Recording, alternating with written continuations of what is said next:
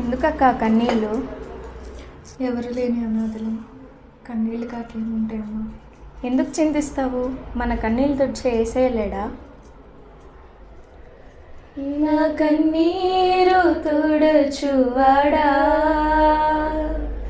నేనున్నానని అన్నవాడా,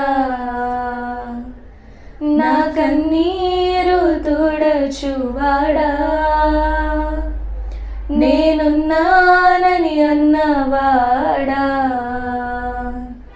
కానన్నాడు నే అనాథను, తండ్రి కానన్నాడు నే అనాథను, అయ్యా కానన్నాడు నే అనాథను, తండ్రి కానన్నాడు నే అనాథను.